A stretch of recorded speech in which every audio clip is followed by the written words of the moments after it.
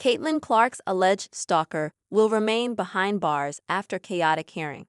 WNBA star Caitlin Clark's alleged stalker will remain behind bars following his chaotic hearing, where he seemingly pleaded guilty following his arrest over the weekend.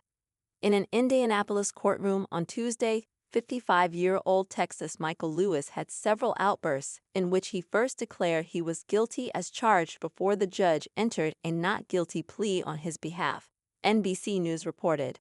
He yelled, "Throw me the bookie, and I'm free, I guess you got the wrong guy," while also claiming that his name didn't include a junior in court records, the outlet noted. During the hearing, the Marion County Superior Court Judge Angela Davis tried to read the charges against him, saying he terrorized, frightened, or threatened Clark and caused a reasonable fear of sexual battery. Lewis replied, "Can I say something?" before Davis replied, "Not yet." Each time the Texas man would interrupt, the deputies in the court tried to get him to stop and straighten up. When asked if the man was dealing with mental health issues, Lewis told the court, "I need my medicines." When the judge inquired if he needed an attorney, the alleged stalker said he couldn't afford one and that he needed his medication. He was also asked if he lived in Texas, and he replied, "Sort of, I live in my vehicle." The Texas man signed court orders agreeing to stay away from Clark's home and have no contact with the Indiana Fever star. Judge Davis told him, "If you violate stay away or no contact orders, the court will revoke your bond."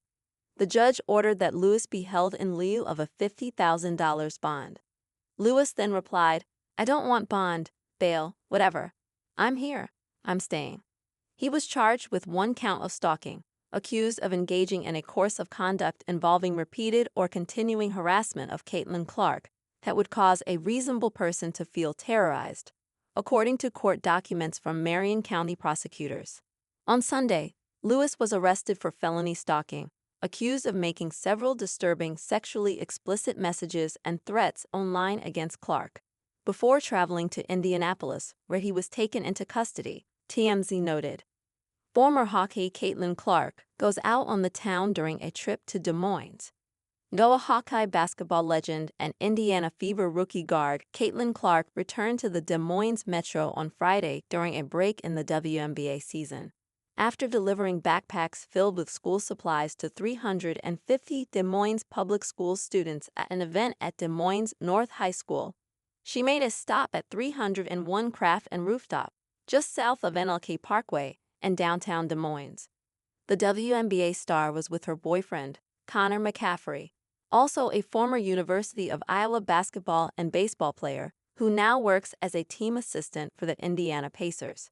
The two stopped for photos with customers at the rooftop bar with a view of Principal Park. Clark and McCaffrey started dating in April 2023 and went Instagram official last year in August. The Fever are taking a month-long break as members of the WNBA compete for gold in women's basketball during the Paris Summer Olympics. Clark grew up in West Des Moines. She attended Dowling Catholic High School in West Des Moines.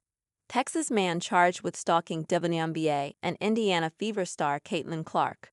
Authorities in Indianapolis have charged a 55-year-old Texas man with felony stalking of Indiana Fever star and WNBA Rookie of the Year Caitlin Clark. Michael Thomas Lewis is accused of repeated and continued harassment of the 22-year-old Clark, beginning on December 16. The Marion County Prosecutor's Office wrote in a court filing Saturday. Jail records show Lewis is due in court on Tuesday. Lewis posted numerous messages on Clark's X account, according to an affidavit from a Marion County Sheriff's lieutenant.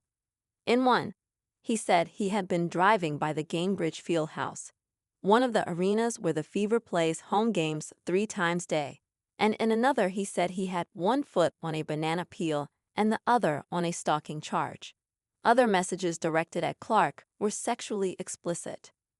The posts actually caused Caitlin Clark to feel terrorized, frightened, intimidated, or threatened, and an implicit or explicit threat also was made with the intent to place Caitlin Clark in reasonable fear of sexual battery, prosecutors wrote in the Marion County Superior Court filing.